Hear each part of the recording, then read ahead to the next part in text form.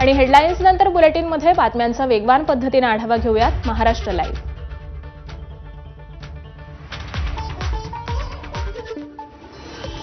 राज्य सरकारनं स्थानिक स्वराज्य संस्थांमध्ये ओबीसींसाठी सरसकट 27% आरक्षण लागू केल्यामुळे आरक्षणाची 50% मर्यादा मोठ्या प्रमाणावरती ओलांडली गेली आहे. राज्यातील तब्बल 159 स्थानिक स्वराज्य संस्थांमध्ये ही मर्यादा ओलांडली गेली आहे. यामध्ये 17 जिल्हा परिषदा, 83 पंचायत समित्या, 2 महानगरपालिका आणि 57 नगरपालिका नगरपंचायतींचा समावेश आहे. सर्वोच्च न्यायालयानं याबद्दल राज्य सरकारवरती ताशेरे ओढलेले आहेत. आज होणाऱ्या सुनावणीमुळे निवडणुकांचं भवितव्य हे कायम ठरणार आहे. यामुळे साऱ्यांच्या नजरा सर्वोच्च न्यायालयाच्या आदेशाकडे लागलेल्या आहेत. मुंबईत सध्या वायू प्रदूषण वाढतंय. मुंबईतील याच वाढत्या वायू प्रदूषणावरून मुंबई उच्च न्यायालयाकडून संताप व्यक्त करण्यात आला आहे. इथिओपिया ज्वालामुखी उद्रेक झाला आणि याचा परिणाम देशातील अनेक ठिकाणी झालाय आणि मुंबईसोबतच आसपासच्या परिसराची खालावलेली हवेची गुणवत्ता ही इथिओपिया ज्वालामुखी उद्रेकामुळे असल्याचा सरकारी वकिलांनी दावा केला. पण हा दावा न्यायालयानं खोडून काढलाय.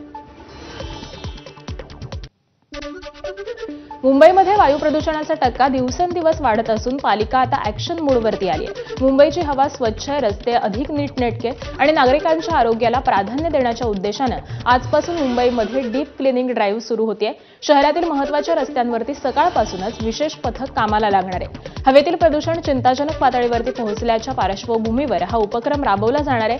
महानगरपालिकेच्या 24 वॉर्डांमध्ये रोड डस्ट कंट्रोलवरती विशेष भर असेल. भाजपचे ज्येष्ठ नेते राम नाईकांनी केंद्रीय मंत्री जितेंद्र सिंह यांना खडेबोल सुनावलेत. भाजपचे ज्येष्ठ नेते राम नाईक यांच्याकडून केंद्रीय मंत्री जितेंद्र सिंह यांना पत्र लिहिण्यात आलंय. मुंबईवरून केलेल्या वक्तव्याचा निषेध व्यक्त करत समाचार घेतला. राम नाईक यांनी जितेंद्र सिंह यांना केलेलं वक्तव्य मागे घेण्याचं आव्हानही केलंय.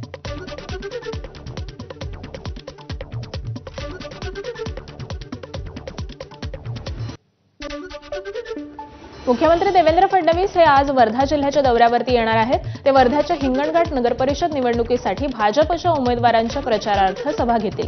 हिंगणघाट इथं नयना तुळसकर या भाजपच्या नगराध्यक्षपदाच्या उमेदवार आहेत.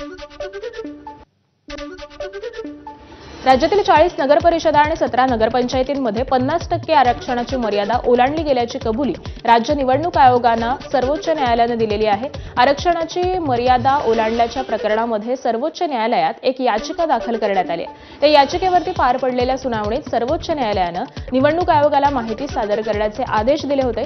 त्यावरती आता निवडणूक आयोगानं माहिती सादर केली. दरम्यान आता या प्रकरणावरती पुन्हा आज सुनावणी होणार आहे. त्यामुळे आरक्षण ओलांडलेल्या स्थानिक स्वराज्य संस्थांच्या निवडणुकांवरती स्थगिती येणार का याचा फैसला आज होण्याची शक्यता आहे. तक्रारदार निशित पटेलकडून आणखी एक दावा करण्यात आलाय. माझ्या मित्रांच्या नावावरती खरेदी केलेल्या इनोव्हा महेश पाटील यांच्याकडे असल्याचं त्यांचं म्हणणं आहे. लाखो रुपयांच्या गाड्यांचे पैसे महेश पाटील यांनी मला दिले नाहीत आणि महेश पाटील सहकुटुंब परदेशात असताना त्यांना परत येण्यासाठी पटेल यांनी तिकीट काढून दिल्याचं त्यांनी पुरावाही दिलाय. राज्यातील नगरपरिषद आणि नगरपंचायत मतदान प्रक्रियेसाठी निवडणूक आयोग सज्ज झालाय. त्यासाठी जवळपास 13,355 मतदान केंद्रांची व्यवस्था करण्यात आली आहे. या निवडणुकांसाठी ईव्हीएम मशीनची व्यवस्था करण्यात आलेली असून त्यामध्ये 13,726 कंट्रोल युनिट आणि 27,452 बॅलेट युनिटची उपलब्धता करण्यात आली आहे. राज्यातील 246 नगरपरिषदा आणि 42 नगरपंचायतीच्या सदस्यपदासाठी आणि थेट अध्यक्षपदासाठी 2 डिसेंबरला मतदान होणार आहे, तर 3 डिसेंबरला मतमोजणी होईल. आता दुबार मतदारांवरती मुंबई पालिकेची नजर असणार आहे. दुबार मतदारांना मुंबई महापालिकेकडून नोटीस देण्यात येणार आहे. दुबार मतदारांना नोटीस देऊन मतदार यादीमधून नाव वगळण्याचे आदेश हे राज्य निवडणूक आयोगानं पालिकेला दिलेत. मुंबई पालिकेचे सहाय्यक आयुक्त घरोघरी जाऊन सर्वेक्षण करणार असून 11 लाखांहून अधिक दुबार मतदारांच्या नोंदी या तपासण्यात येणार आहेत. मालवणमध्ये भाजप कार्यकर्त्यांनी पैसे वाटल्याचा आरोप काल निलेश राणेंनी केला. इंस्टाग्राम लाईव्ह करत निलेश राणेंनी रवींद्र चव्हाणांच्या माध्यमातून भाजप कार्यकर्त्यांच्या घरी पैसे दिले जात असल्याचा आरोप केलाय. मालवण शहरातील भाजपचे पदाधिकारी विजय केनवडेकर यांच्या घरामध्ये पैशांची बाग सापडल्याचा लाईव्ह व्हिडिओ त्यांनी केला. यानंतर आज निलेश राणेंनी मालवण नगरपरिषदेमध्ये निवडणूक अधिकारी कार्यालयात जाऊन प्रकरणावरती काय कारवाई केली याचा आढावा घेतला आणि त्यानंतर राणे पीआय जगताप यांना भेटायला मालवण पोलीस स्टेशनमध्ये दाखल झाले होते. सन्मान्य रवींद्र चव्हाण साहेब जेव्हा जिल्ह्यात आले, मला वाटतं 24 किंवा 25 तारखेला आले, मला डाऊट आलाच होता की हे कशासाठी आले. ते काय भाषण वगैरे द्यायला आले नव्हते. हे सगळं वातावरण बिघडावं त्याच्यासाठी काय काय केलं पाहिजे त्यांनी ती व्यवस्था केली. जेव्हापासून हे येऊन गेले 50 लाख 1 कोटी असे रोजचे म्हणजे आणायचे, माणसं येणार, त्यांची रक्कम घेऊन जाणार. दरम्यान निलेश राणेंनी केलेले सर्व आरोप भाजपच्या विजय केनवडेकर यांनी फेटाळून लावले.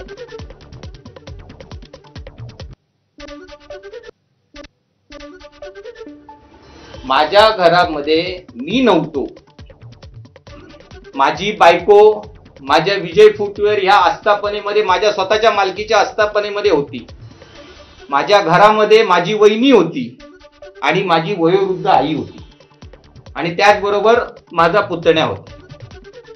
या ठिकाणी निलेश राणे साहेब खाली शूटिंग करत वरती आले, माझ्या प्रांगणातून शूटिंग करत वरती आले, बेल वाजवली आणि विचारलं विजय केनवडेकर आहेत का. वहिनींनी सांगितलं नाही आहेत. नाही आहेत म्हटल्यावर ते आतमध्ये आले. इकडे तिकडे बघून माझ्या ह्याच्यामध्ये माझ्या निवासस्थानामध्ये त्यांनी अनधिकृतपणे प्रवेश केला आणि त्याचबरोबर माझ्या बेडरूम मध्ये पण गेले. मला माझ्या पाठीवर मला उभं करण्याचं धारिष्ट रवींद्र चव्हाणांनी दाखवलं. नारायण राणे साहेबांनी माझ्यावर मुलासारखं प्रेम केलं. आयुष्यात कधी मला विजय केनवडेकर म्हटले ना, अरे विजय ये बस म्हणून चांगलं गर्दीतून ओळखून काढून आणून बसवलं. कधी मला असा स्टॅम्प लागलेला नव्हता. पण ह्या अशा गोष्टी करून माझं खच्चीकरण करायचं, माझ्याबद्दल अपप्रचार करायचा, मी रवींद्र चव्हाण साहेबांचे माझे संबंध आहेत म्हणून मला टार्गेट करावं, कुठल्या थराचं राजकारण करायचं, किती परिवाराला त्रास द्यायचं. मला फोन आल्यानंतर मी त्या ठिकाणी आलो, साहेबांना विचारलं साहेब काय झालं. तर साहेबांनी मला बेडरूम मध्ये नेऊन दाखवलं. हे बघा हे असं हे तुम्हाला शोभत नाही, तुम्ही हे आहे. म्हटलं साहेब हे माझ्या केके बिल्डरच्या बिझनेस मधले पैसे आहेत, तुमचा गैरसमज असेल तर नाही, त्याचा तुम्हाला उत्तर द्यावं लागेल. त्या ह्याला पूर्णपणे उत्तर द्यायला मी बांधील आहे. निलेश राणेंच्या पैशांच्या आरोपांना आता महसूल मंत्री चंद्रशेखर बावनकुळे यांनी उत्तर दिलंय. लोकांच्या घरात जाऊन स्टिंग ऑपरेशन करणं किती योग्य असा सवाल बावनकुळे यांनी उपस्थित केलाय. बेडरूममध्ये जाऊन व्हिडिओ काढणं योग्य नाही, त्याची चौकशी झाली पाहिजे असा सवाल देखील बावनकुळे यांनी उपस्थित केलाय. आज एकदम असं म्हणणं योग्य नाही की भाजपच्या कार्यकर्त्या घरात पैसे सापडले. ते पैसे आहे ठीक आहे, पण मला हे वाटतं की एखाद्याच्या घरात जाऊन अशा पद्धतीचं स्टिंग ऑपरेशन करणे, कुणाच्या बेडरूममध्ये जाऊन स्टिंग ऑपरेशन करणे, हे सुद्धा त्या ठिकाणी तो त्यांचा काय केलं मला माहिती नाही, पण कुणाच्या घरात जाण्याचा अधिकार आहे का, कुणाच्या त्या ठिकाणी बेडरूममध्ये जाण्याचा अधिकार आहे का, हे जरा बघावं लागेल. निलेश राणे रडीचा डाव खेळत असल्याचा निशाणा भाजपचे जिल्हाध्यक्ष प्रभाकर सावंतांनी लगावलाय. आमच्या कार्यकर्त्यांकडून अशा प्रकारे पैसे वाटप होण्याचा संबंध नाही असं स्पष्टीकरण देखील सावंतांनी दिलंय. जात प्रमाणपत्राचा एक बदनामीचा अध्याय संपला, आज दुसरा बदनामीचा अध्याय सुरू झाल्याचंही भाजप जिल्हाध्यक्ष म्हणाले. खरं तर विजय केनवडेकर यांच्या घरी थेट आमदारांनी जाणं तो कोणत्याच कार्यकर्त्याच्या घरी हे मला वाटतं योग्य नाही. यासाठी अनेक यंत्रणा आहेत, काही शंका असल्यास तर ते यंत्रणाच्या माध्यमातून ते केलं पाहिजे. भारतीय जनता पार्टीच्या आणि पर्यायाने कार्यकर्त्यांच्या बदनामीचा जो काही खेळ चाललेला आहे तो मला वाटतं बरोबर नाही.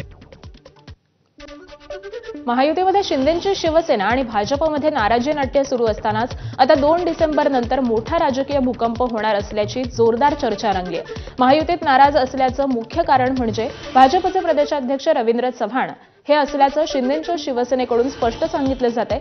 याच रवींद्र चव्हाणांनी युतीसंदर्भात मोठं वक्तव्य केलंय. 2 डिसेंबरपर्यंत आम्हाला युती टिकवायची असल्याचं खुद्द भाजपच्या प्रदेशाध्यक्षांनी सांगितलंय. निलेश राणेंनी केलेल्या आरोपांसंदर्भात विचारलं असता रवींद्र चव्हाणांनी हे वक्तव्य केलंय. 2 तारखेपर्यंत मला युती टिकवायची आहे, मी नंतर उत्तर देईन. खरं का पण निलेश राणे म्हणतात ते खरं आहे का? खोटं आहे. 2 तारखेपर्यंत मला युती टिकवायची आहे, मी नंतर उत्तर देईन. खरं का पण निलेश राणे म्हणतात ते खरं आहे का? खोटं आहे. दरम्यान श्रीकांत शिंदेंनी यावरती प्रतिक्रिया दिली आहे. रवींद्र चव्हाण यांनाच विचारा की त्यांना पुढे युती टिकवायची आहे का, असा सवाल श्रीकांत शिंदेंनी विचारलेला आहे. 2 डिसेंबर पर्यंत युती टिकवायची रवींद्र चव्हाण म्हणाले. 2 डिसेंबर पर्यंत. मला माहिती नाही ते काय बोलले, मला माहिती ना. हा मग त्यांना विचारा, त्यांना पुढे पण टिकवायचे का. मला माहिती नाही ते काय बोलले, मला माहिती ना. हा मग त्यांना विचारा, त्यांना पुढे पण टिकवायचे का. मुंबई महापालिका निवडणुकीच्या तोंडावरती भाजपनं मुंबई काँग्रेसला आणखी एक धक्का दिलाय. बोरिवलीमधल्या माजी नगरसेवक श्वेता कोरगावकर यांनी काँग्रेसचा निरोप घेऊन काल भाजपमध्ये प्रवेश केला. भाजपचे मुख्य अध्यक्ष अमित साटम यांच्या उपस्थितीमध्ये त्यांचा पक्षप्रवेश संपन्न झाला. श्वेता कोरगावकर या बोरिवली परिसरातल्या वॉर्ड क्रमांक 9च्या माजी नगरसेवक आहेत. राजकारणात खळबळ उडवणारी माहिती भाजप आमदार तानाजी मुटकुळे यांनी दिली. सत्तांतरासाठी संतोष बांगर यांनी 50 कोटी घेतल्याचा दावा तानाजी मुटकुळे यांनी केलाय. तसंच संतोष बांगर यांचे अनेक अवैध धंदे असल्याचा देखील आरोप हा मुटकुळेंनी केलाय. संतोष बांगर हा आदल्या दिवशी मोठ्यानं रडतो, उद्धव ठाकरे देवे त्यांना सोडून जाऊ नका, तुमचे लेकर मरतील, तुम्हाला बायका मिळणार नाहीत. आणि रातोरात काय चमत्कार झाला. ते शिवसेना सोडून त्या काळातली शिवसेना उद्धव ठाकरे साहेबांची शिंदे साहेबाकडे गेले. 50 कोटी रुपये घेतले म्हणून अशी मोठ्या प्रमाणात चर्चा आहे आणि ती 100% खरी असणार आहे. हा माणूस पैशाशिवाय दुसरं काहीच काम करत नाही.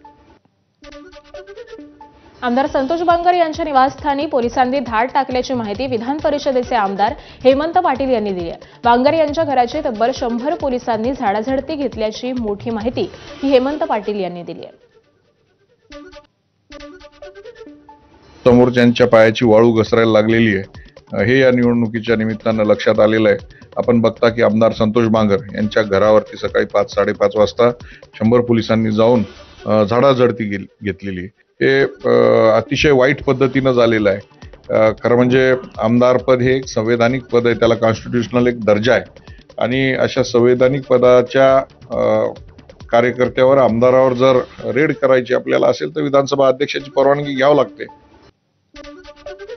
बीडच्या परळीमध्ये नगर परिषदेचा प्रचार शिगेला पोहोचलाय. खासदार बजरंग सोनावणे परळीमध्ये तळ ठोकून आहेत. सोनावणेंनी याआधीच परळीमध्ये विशेष लक्ष देणार असल्याचं सांगितलं होतं.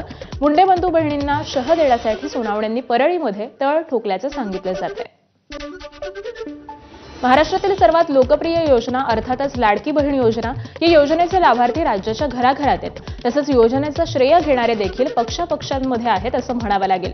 लाडकी बहीण योजना आपणच अंमलात आणली हे उपमुख्यमंत्री एकनाथ शिंदेंनी ठासून सांगितलंय.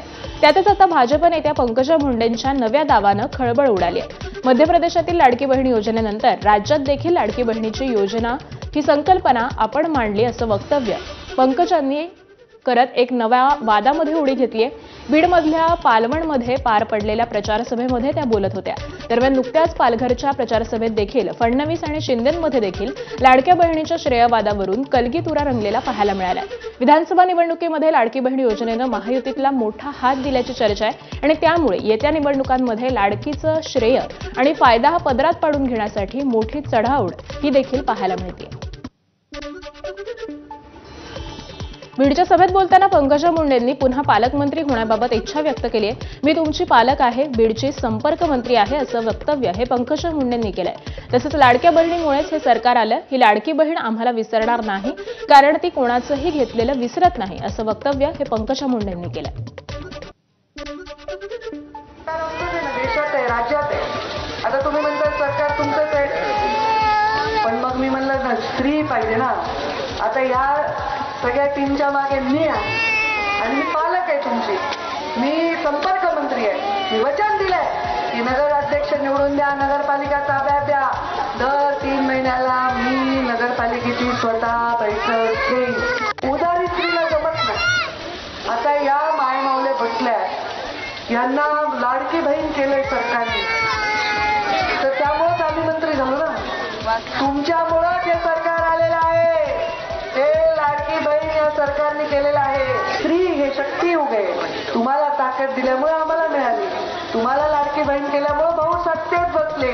त्यामुळे ही लाडकी बहीण आम्हाला सोडणार नाही, कारण ती कुणाचेही घेतलेलं विसरत नाही.